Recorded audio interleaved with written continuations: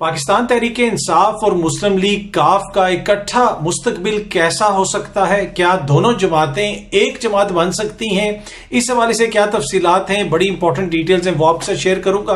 और उसके साथ साथ पाकिस्तान में मार्केट्स देर तक खुली रहती हैं, उनके ऊपर भी आज बात होगी। और थोड़ी सी हम बात करेंगे कुछ ऑडियो वीडियोज की, आजकल बड़ी जिक्र हो रहा है, उसके ऊपर भी आज की इस वीडियो के अंदर हम थोड़ा सा जिक्र करेंगे।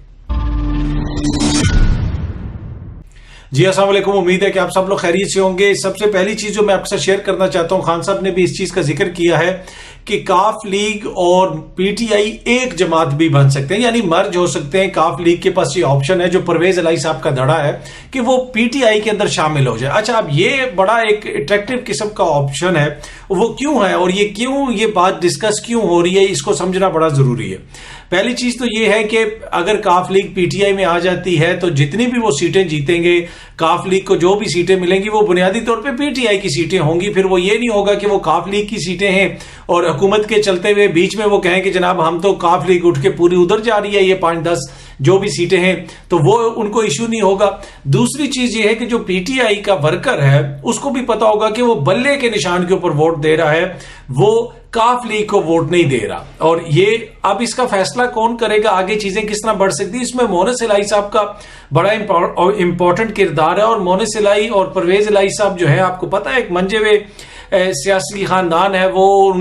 आप उनकी सियासत से इख्तलाफ कर सकते हैं। मेरे ख्याल में मुझसे शायद ही कोई और शख्स हो जो मुझसे ज्यादा उनके ऊपर तनकीद करता हो, लेकिन उनको सियासत करनी आती है। पाकिस्तान के अंदर बड़ा इंपॉर्टेंट होता है कि आप सियासत करने आपको आती हो।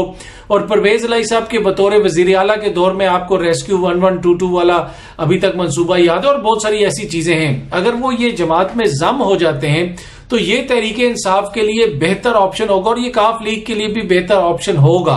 मोनिस इलाही वाली काफ लीग के लिए उसको समझना जरूरी है, इसलिए कि इस वक्त काफ लीग के ऊपर एक तरह से क्लेम मोनिस इलाही साहब का भी है, यानी परवेज इलाही साहब का भी, दूसरी तरफ चौधरी सालिक साहब का भी है, और एक कानूनी जंग चल रही है। अगर ये सारा कानूनी जो अमल चल रहा है उसमें फैसला आ जाता है चौधरी सालिक साहब के हवाले से या चौधरी शुजा साहब के हक में, तो ये लोग तो काफ लीग से वैसे ही आउट हो जाएंगे। तो फिर इनको ये सूट करेगा कि ये अगर पीटीआई का हिस्सा बन जाए, तो मेरे ख्याल में, और ये पीटीआई को भी सूट करेगा कि अगर ये लोग पीटीआई का हिस्सा बनते हैं तो फिर वो इनको जो टिकट्स दिए जाएंगे वो बुनियादी तौर पे पीटीआई के टिकट्स होंगे। कोई पीटीआई को अपनी सीटें नहीं छोड़नी पड़ेंगी। और जहां तक ये ताल्लुक है कि अगर ये वैसे भी इनसे इत्तेहाद होता है, सियासी इत्तेहाद होता है और इलेक्शन मिल के लड़ा जाता है, उसमें इशू ये है, उसमें जो खान साहब को आगे जाके मुश्किल हो सकती है, वो मैं बार बार कह रहा हूं, अभी फिर कह रहा हूं, कि वो ये होगा कि जो काफ लीग की सीटें हैं वो इमरान खान की सीटें नहीं होंगी।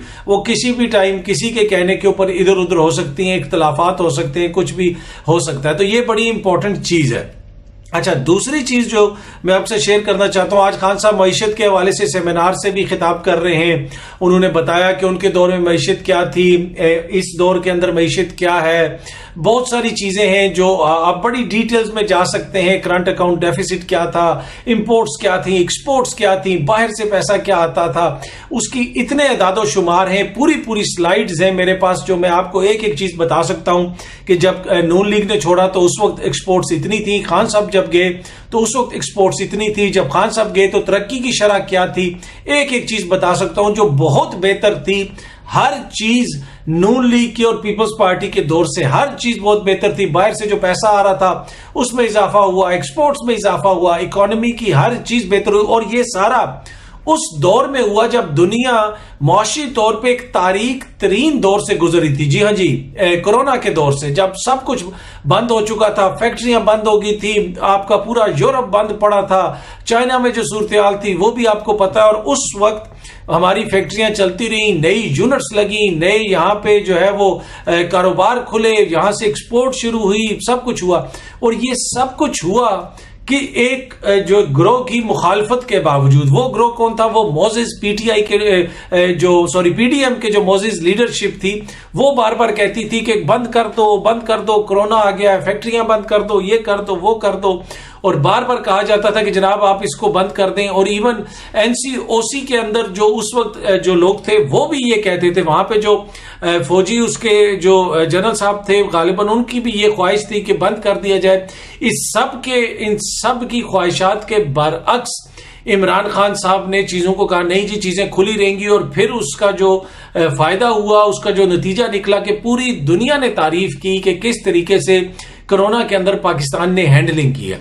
तो मैंने वो जो सारे अदाद शुमार हैं वो मैं आपको नहीं बताऊंगा, इसलिए कि आप लोग मुझसे ज्यादा बाशऊर हैं, मुझसे ज्यादा ज़हीन हैं। आप देख लें जो ये तजर्बाकार आए हैं तो 6 महीनों में इन्होंने आपके साथ क्या किया है, मुल्क की मईशत के साथ क्या हुआ है। क्या आपको लगता है कि 6 महीने में मईशत बेहतर हुई है, या जो 6 महीने पहले इमरान खान की दौर में मईशत थी वो बेहतर थी? इसका फैसला आप खुद कर सकते हैं। वैसे अब ये भी कहा जा रहा है कि मईशत के हवाले से अगर आप कोई स्केयर मंगरिंग करेंगे, इस तरह की बात करेंगे, लोगों को डराने की कोशिश करेंगे, तो उसके ऊपर भी कोई कार्रवाई हो सकती है। भाई वो तो ठीक है, लेकिन होनी चाहिए। पाकिस्तान की मईशत खराब होगी तो वो हमारा मुल्क का नुकसान होगा ना, तो हमें उसका ध्यान रखना चाहिए। लेकिन जो जाके हम रोज डरते हैं, दर्जन अन्नू की पहले क्या कीमत थी, या पेट्रोल की क्या पहले क्या कीमत थी, गैस के बिल की क्या कीमत थी, बिजली के बिल की क्या कीमत थी, जो हमें रोज डराया जाता है इन कीमतों से, अब चीजों को देख के डर लगता है। तो क्या उसके ऊपर भी कोई हुकूमत ध्यान करेगी, या इसी चीज के ऊपर ध्यान करेगी कि जनाब सोशल मीडिया पे क्या हो रहा है, लोग क्या बातें कर रहे हैं। अच्छा, एक और चीज जो मैं आपसे शेयर करना चाहता हूं वो मार्केट्स को बंद करने के हवाले से ये हुकूमत कह रही है कि जी मार्केट जल्दी बंद होनी चाहिए। अच्छा, ये हुकूमत का बड़ा अच्छा इक़दाम है। मैंने दुनिया के काफी ममालिक घूमे हैं, दुनिया भर में ये होता है कि लोग सुबह सुबह उठते हैं, सुबह सुबह काम शुरू करते हैं, शाम को 5-6 बजे काम खत्म कर देते हैं। यहां पे तो सारी इकोनॉमी रात को होती है, पूरी पूरी रात दुकानें खुली हुई हैं, बिजली चल रही है। ये किसी तरक्की याफ्ता मुल्क में भी नहीं होता। हाँ, कुछ एरियाज होते हैं जहां पे एंटरटेनमेंट वगैरह होती है, नाइट क्लब्स वगैरह होते हैं, नाइट लाइफ होती है, वो तो ठीक है। लेकिन सिटी सेंटर्स जो होते हैं, बड़े बड़े शॉपिंग मॉल्स होते हैं, वो 5-6 बजे बंद हो जाते हैं। वो शाज़ और नाज़र कोई एक दिन होता है जिस दिन वो 8 बजे तक खुले। तो यहां पे जिस तरह पूरी रात जो चीजें खुली रहती हैं, ये कतन दुरुस्त नहीं, और हमेशा ताजरों के प्रेशर में हर कोई आ जाता है। अगर हुकूमत ये काम करती है, मौजूदा हुकूमत, मेरे ख्याल में हम सबको उसकी सपोर्ट करनी चाहिए। और ये तो देखें एक बड़ा होता है, वो हमारे जो मजहब है उसके अंदर भी ये है कि आप सुबह उठें, जल्दी अपने काम शुरू करें। और वैसे भी ये बड़ा हेल्दी लाइफ स्टाइल है कि आप सुबह उठें, दिन के टाइम काम हो, 8, 9, 10 बजे हमारी दुकानें खुल जाएं, 7, 8 बजे बंद हो जाएं, लोग खुद ही उससे एडजस्ट हो जाएंगे। ये कहना कि जनाब नहीं जी ठीक है, हाँ उसमें कुछ रेस्टोरेंट्स वगैरह हैं वो आप 9, 10, 11 बजे तक बंद कर सकते हैं, कुछ इस तरह की चीजें। लेकिन अब जरूरी है कि जी कपड़े की दुकानें भी, जूतों की दुकानें भी, ज्वेलरी की दुकानें भी, सारी दुकानें जो हैं वो खुली रहे। हाँ, जो जरूरी अशिया चीजें हैं जैसे फार्मेसीज हो गई, दवाई उनकी हो गई, या कोई ऐसी करियाना की कोई ऐसी चीज होगी जिसकी जरूरत पड़ सकती है, वो तो हो। लेकिन वैसे दुकानों को पूरी रात खोलना मेरे ख्याल में जिस नहज पे हमारी इकॉनमी पहुंच चुकी है, किसी की भी हुकूमत आए, इमरान खान की हुकूमत आए या इनकी हुकूमत आए, सबको कहीं ना कहीं बचत करनी पड़ेगी। और इस चीज को देखना पड़ेगा कि किस तरीके से हमने इकॉनमी को आगे लेके जाना है, और जहां पे कुछ चीजें हो सकती हैं, बचत हो सकती है, उसको किया जाए। और ये एक वो पहला पॉइंट है मेरे ख्याल में, इसके ऊपर हमें सोचना चाहिए, देखना चाहिए कि कैसे इसमें बेहतरी लाई जा सकती है। इससे बड़े पैमाने के ऊपर आपकी बिजली की बचत होगी, फ्यूल की बचत होगी, तो ये बड़ी एक इंपॉर्टेंट चीज है। अगर ये हो जाता है तो मेरे ख्याल में ये अच्छा होगा। कोई भी हुकूमत करे, देखिए अच्छा काम ये हुकूमत करे, पिछली हुकूमत करे, या इलेक्शन के बाद अगली आने वाली इमरान खान की हुकूमत करे। अब आपने कहा होगा कि ये आपने कैसे कह दिया जी कि इलेक्शन के बाद आने वाली इमरान खान की हुकूमत? भाई दीवार पे लिखा हुआ आपको नजर नहीं आ रहा?